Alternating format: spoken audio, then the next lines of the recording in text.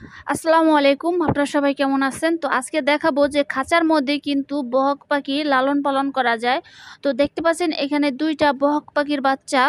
তো এই বক পাখিগুলো পুঁটি মাছ এবং অন্য ছোট মাছ খেয়ে বেঁচে থাকে। তো ওদের মার কাছ থেকে যদি আপনারা আলাদা করে খাঁচার মধ্যে পালতে চান, তাহলে এইভাবে একটা খাঁচা নিবেন এবং সেই খাঁচার মধ্যে ওদেরকে মাছ দিতে হবে নিয়ম করে। সেই মাছ ওরা খায় এবং পছন্দ করে। আপনি যদি বক পাখিগুলো লালন পালন করেন, তাহলে দেখবেন একসময় বক পাখিগুলো আপনার শিকারী হয়ে যাবে। তো আমরা অন্যান্য পাখি যেরকম লালন পালন করে থাকি, ঠিক তেমনইভাবে বক পাখিগুলো লালন পালন করা যায়। দেখেন এই বক পাখিটা খাবারের জন্য কিরকম করছে, ছোটাছুটি করছে।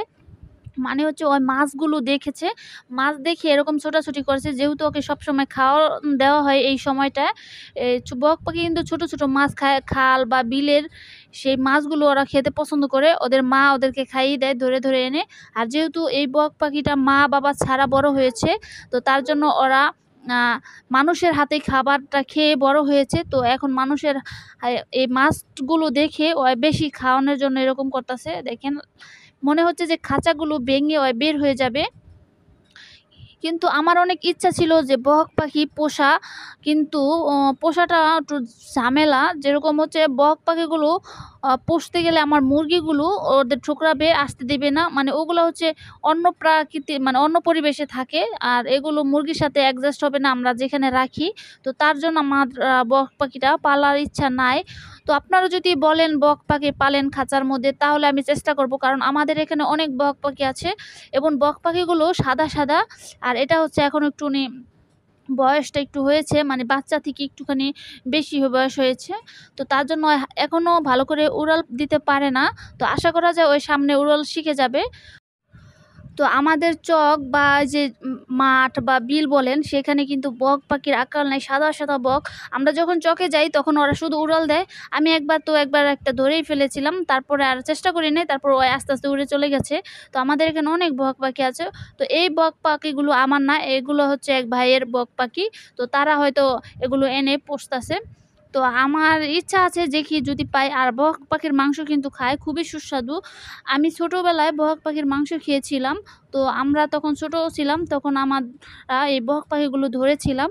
তো এর মাংসটা খুবই সুস্বাদু হয়। তো আপনারা চাইলে বক পাখি লালন পালন করতে পারেন এই ছোট্ট খাঁচার মধ্যে। এগুলো খুব সহজে পোষ মেনে যায়। যেরকম আপনি যখন মাছগুলো দিবেন, ওর খাবে, এরপরে বুঝে যাবে যে ওকে আপনি যত্ন করছেন, ওকে মাছ এনে দিচ্ছেন। তো আপনার পাশাপাশিই থাকবে, আপনার ঘাড়ে উঠবে, মাথায় উঠবে। আপনি এমনকি আপনি যেখানে যাবেন উড়ে উড়ে সেখানেই যাওয়ার চেষ্টা করবে। তো এই হলো বক পাখিগুলো। বক পাখির মেইন খাদ্য হচ্ছে মাছ, ছোট ছোট মাছ। তো দেখেন এই বক পাখিটা কিরকম করতেছে, মুখ দিয়ে অন্যরকম একটা শব্দ করতেছে। দেখেন, আমাদের এখানে ডাহুক পাখি, বক পাখি এগুলো সবই আছে। আর কালকেও আমি দেখলাম যে ডাহুক পাখির একটা বাচ্চা নিয়ে বসে আছে। সন্ধ্যা হয়ে গেছে, তো চাইলে ওইবার ডাহুক পাখির বাচ্চাটা ধরতে পারতাম, কিন্তু কি দরকার এত পানিমনির মধ্যে যে ধরা। তো ধরি নাই। এর আগে আপনাদেরকে আমি আমার ভিডিওতে বুলবুলি পাখির বাচ্চা দেখিয়েছিলাম। তো ওটা হচ্ছে ঝড়ে পড়ে গেছিলো। তো আমি ওটাকে কিছুদিন পুষেছিলাম, লালন পালন করেছিলাম। সর্বশেষ ওকে বাঁচাতে পারে নাই। তো আজকের ভিডিও ছিল এই পর্যন্তই। আপনারা সবাই ভালো থাকবেন, সুস্থ থাকবেন। আসসালামু আলাইকুম।